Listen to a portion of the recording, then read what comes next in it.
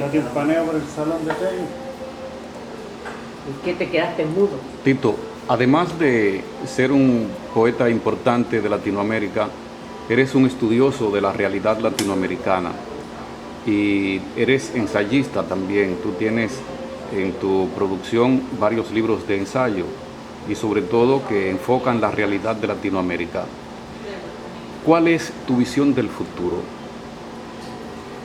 Es contradictorio, puesto que yo lucho por algo nuevo, pero soy convencido de que tenemos poco tiempo para poder realizar esos cambios. Si nos fijamos en los desastres naturales, esos desastres naturales son cada vez mayores. Hay un terremoto en Haití y mueren 200.000 personas.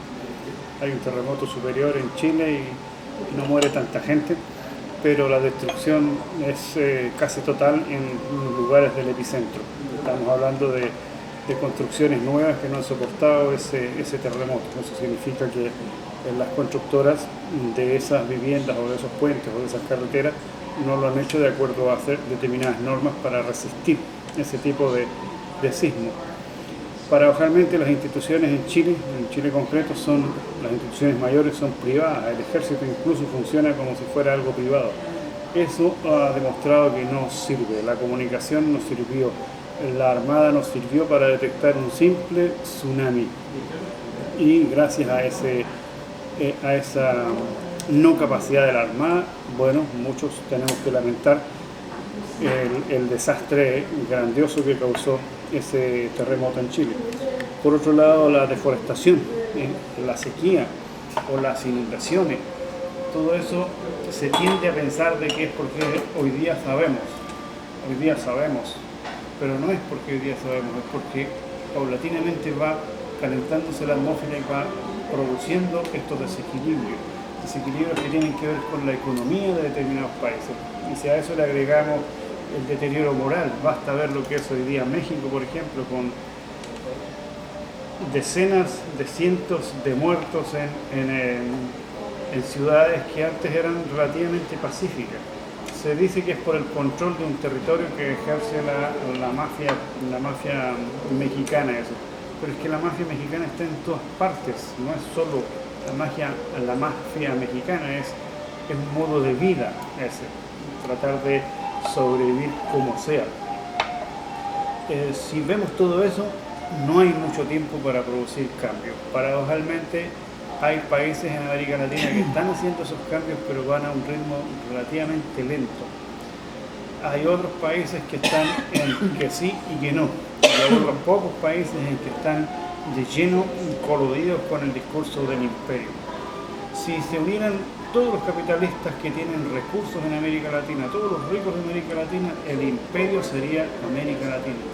Pero en su ideología está el unirse ellos en primer lugar con el imperio, salvarse ellos sin salvar al resto. Es decir, los capitalistas de América Latina no tienen entonces una conciencia de clase que les permita unirse todos los capitalistas latinoamericanos y transformar el mundo para su beneficio.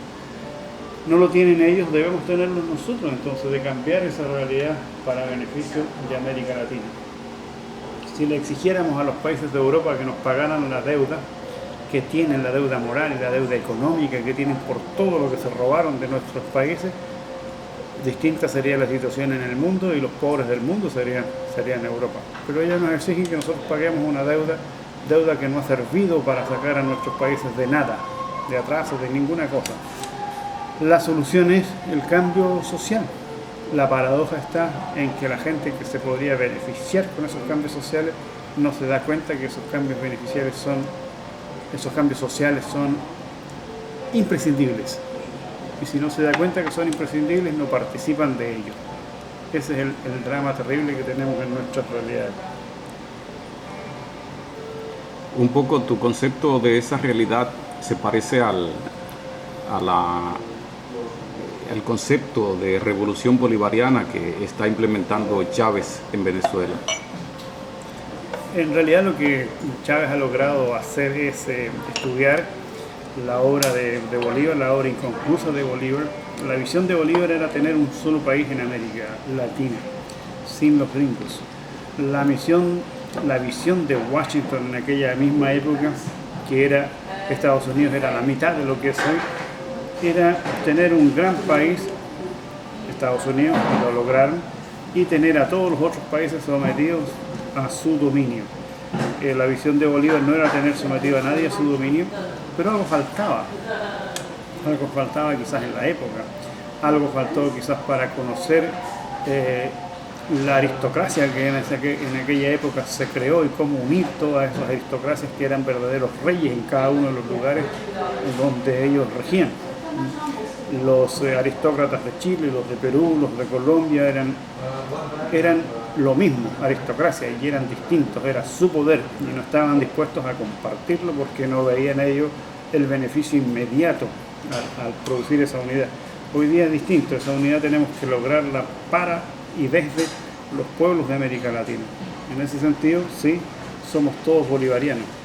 No es tanto el mérito de Chávez el rescatar a Bolívar, el mérito de Chávez es hacer que eso sea posible en su realidad. Y se da que allí hay extraordinarios recursos que si se emplean bien pueden demostrar que los cambios que son necesarios además son rentables. ¿Cómo tú ves los cambios, además de Venezuela, que se han producido en otros países de América Latina?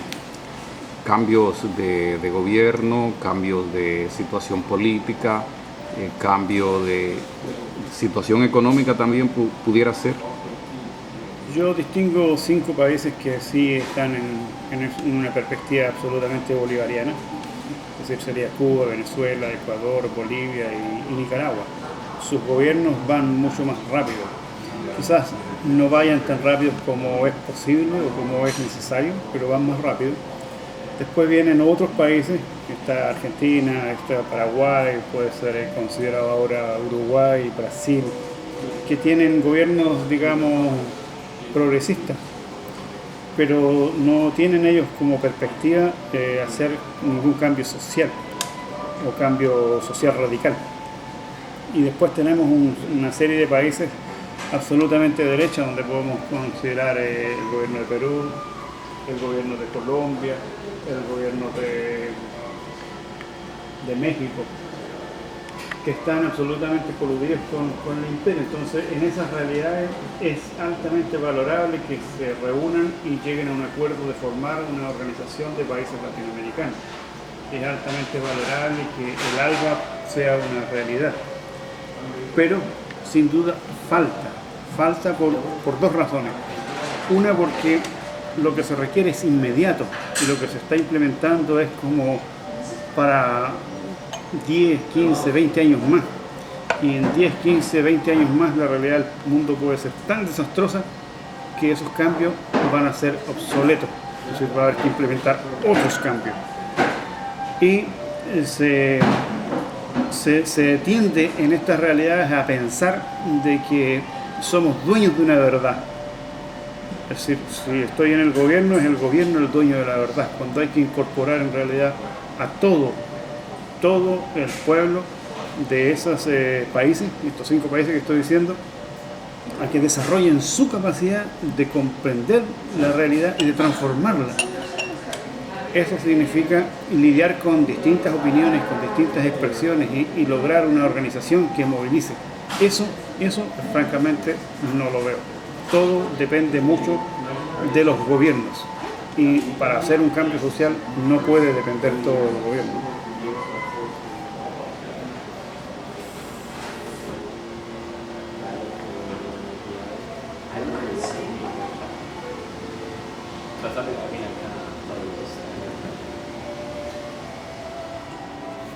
No picture, sir. No picture. ¿Quieres que firme Rafael? ¿Quieren que la firme? Estamos aquí, ya nos metimos. Tan rico los tecitos.